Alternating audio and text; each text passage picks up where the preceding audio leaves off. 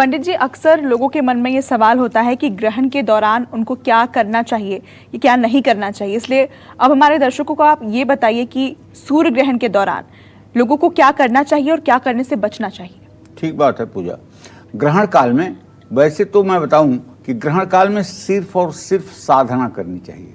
साधना का तात्पर्य यह है कि जो भी आपके इष्ट हैं, जो जिन्हें भी आप अपने हृदय में आराध्य देव के रूप में पूजते हैं, बस एक जगह आसन लगा करके कुंडली मार के और उन्हीं का ध्यान करना चाहिए, उन्हीं का नाम संकीर्तन करना चाहिए। सूर्य ग्रहण के दौरान गायत्री मंत्र ये सर्वोपरि है। गायत्री छंदसाम मातेत, गायत्री वेदों की माँ है और यही एक ऐसा मंत्र है, गायत्री मंत्र, जो पूरे भारत में ही नहीं पूरे विश्व में जहां भी सनातन धर्म का कोई व्यक्ति रहता है उसे मुंह ज़बानी याद रहती है। आप भी अपने अगल बगल ध्यान देकर देखिए, 5 साल के बच्चे से ऊपर का बच्चा भी गायत्री मंत्र बोलता है, इसलिए उसे घर में पहले गायत्री मंत्र ही सिखाई जाती है। यही एक ऐसा मंत्र है जो लोगों के जबान पर है। और गायत्री छंदसाम मातेत, गायत्री वेदों की माता है, तो गायत्री के द्वारा कुछ भी असंभव नहीं है। इसी तरह से नारायण का मंत्र ओम नमो भगवते वासुदेवाय, बृहस्पति का मंत्र, सूर्य का मंत्र, सूर्य का मंत्र वैदिक, सूर्य का वैदिक मंत्र, सूर्य का पुराणोक्त मंत्र और सूर्य का तंत्रोक्त मंत्र, तीनों करने से लाभ मिलते हैं। ग्रहण के समय संयम रख करके जप ध्यान करने से कई गुना फल की प्राप्ति होती है। ग्रहण के समय गुरु मंत्र, इष्ट मंत्र या भगवान का नाम का जप जरूर करना चाहिए।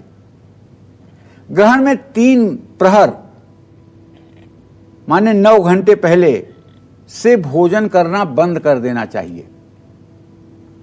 बूढ़े लोग, बालक और रोगी, ये लोग 4.5 घंटे पहले से कुछ भोजन करना, जलपान ग्रहण करना बंद करें। और जो लोग अशक्त हैं, ज़्यादा बीमार हैं, बहुत छोटे बालक हैं, उनके लिए ये दोष नहीं लागू होगा। अब एक बात आप सोचते होंगे कि बार बार पंडित जी प्रोग्राम में कहते हैं कि ग्रहण काल में मंत्र पढ़ो, ग्रहण काल में मंत्र पढ़ो, क्यों? तो आप जानते होंगे कि दिवाली के दिन भी आपसे कहा जाता है कि आप अपने मंत्र की सिद्धि कर लें, और ग्रहण काल में भी कहा जाता है कि आप अपने जो मंत्र पढ़ना चाहें उसकी सिद्धि कर लें। इसका कारण क्या है? इसका कारण ये है कि हमारे शरीर में ये जो बाईं नाक और दाहिनी नाक है, जहाँ से श्वास आती और जाती है, बाईं नाक को गंगा कहते हैं, दाहिनी नाक को यमुना कहते हैं। बाईं नाक को चंद्रस्वर कहते हैं, दाहिनी नाक को सूर्यस्वर कहते हैं।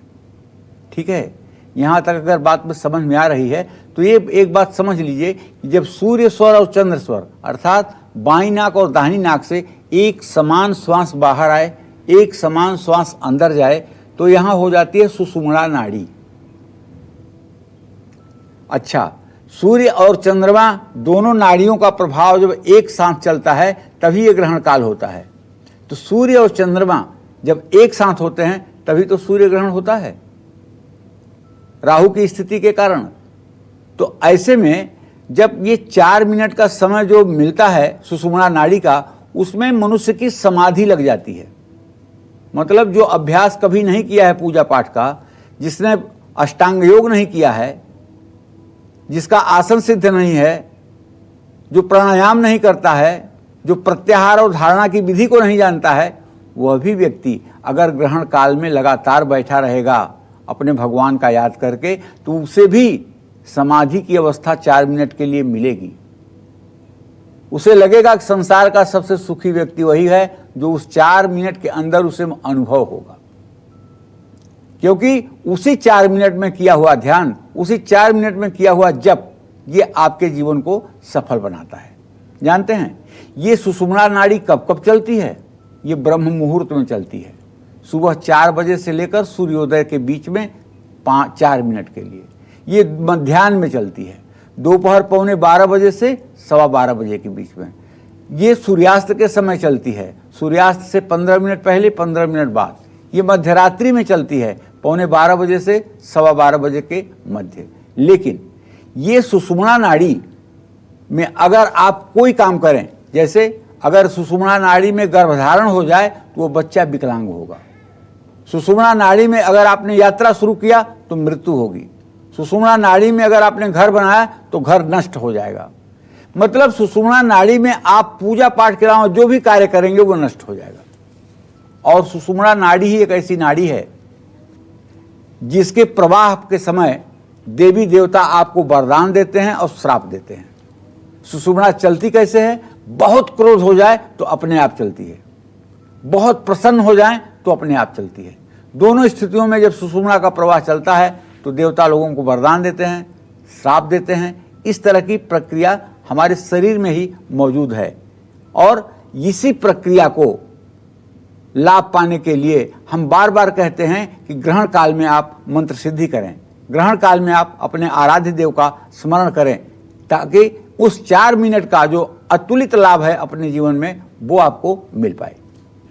और ग्रहण के समय आप ये भी जानते हैं कि जो भी पदार्थ घर में खाने पीने का रखा रहता है वो सब ग्रहण के दोष के कारण दूषित हो जाता है, उसको खाना पीना नहीं चाहिए। लेकिन इसके लिए मैं ये कहूँगा कि आप जिन पदार्थों को ग्रहण के बाद ग्रहण करना चाहते हैं उसमें कुसा और तुलसी की पत्तियां डाल दें, वो पदार्थ तब दूषित नहीं होंगे। ग्रहण के समय बनाया हुआ अगर भोजन है तब भूल करके भी उसका भोजन सेवन आप ना करें। ग्रहण वेद के शुरुआत में तिल या कुश मिश्रित जल का उपयोग भी जरूरी होता है। ग्रहण के स्पर्श के समय, स्पर्श का मतलब ज्यों सूर्य को थोड़ा सा हल्का सा लालिमा लेनी शुरू होती है उसको कहते हैं स्पर्श। 3 शब्दों का प्रयोग होता है ग्रहण में, स्पर्श, मध्य, मोक्ष।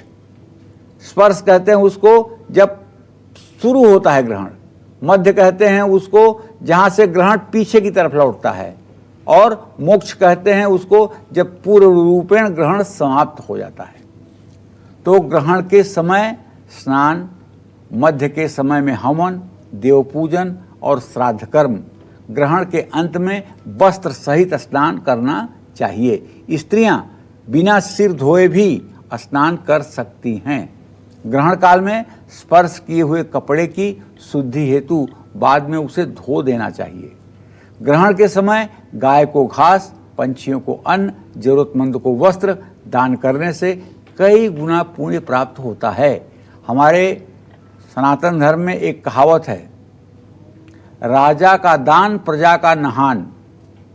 मतलब अगर आप राजा हैं तो दान करेंगे तब आपको पुण्य प्राप्त होगा, लेकिन यदि आप प्रजा हैं तो आप स्नान कर लीजिए, आपको उतना ही पुण्य प्राप्त होगा।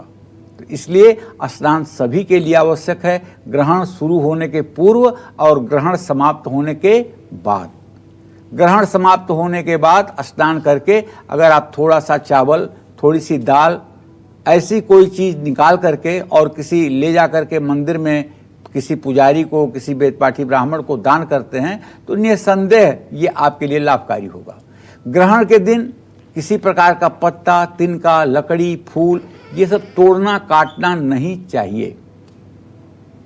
बाल और कपड़े भी ग्रहण के समय नहीं निचोड़ना चाहिए। ग्रहण के समय ताला खोलना, सोना मतलब गोल्ड नहीं, स्लीपिंग, मल मूत्र का त्याग करना, भोजन करना, ये सब निषेध माना गया है। लेकिन ये सारे निषेध रोगियों के ऊपर, वृद्ध लोगों के ऊपर नहीं लागू होंगे। ग्रहण के समय कोई भी शुभ या नया काम अगर आप शुरू करना चाहते हैं तो मेरा रिक्वेस्ट है कि भूलकर सोचिएगा भी मत, करने की बात तो बहुत दूर की होती है। वेद व्यास जी के अनुसार सामान्य दिन में चंद्र ग्रहण में किया हुआ जप, ध्यान, दान 1 लाख गुना और सूर्य ग्रहण में 10 लाख गुना फलदायी होता है। जानते हैं, गंगा जल अगर आपके पास हो, अगर नहीं होगा तो 21 तारीख आने में भी 7 दिन की देर है, आप उसे अपने पास व्यवस्था कर सकते हैं। तो चंद्र ग्रहण में 1 करोड़ गुना और सूर्य ग्रहण में 10 करोड़ गुना फल प्राप्त होता है गंगा जल के सानिध्य में रखने से। एक तांबे का पंचपात्र आता है, उसमें तांबे की आचमनी होती है, उसी में गंगा जल भरकर अपने दाहिने हाथ की तरफ या बाएं हाथ की तरफ आप रख करके और आप अपनी पूजा पाठ की प्रक्रिया शुरू करेंगे तो इसका करोड़ों गुना फल आपको मिलेगा।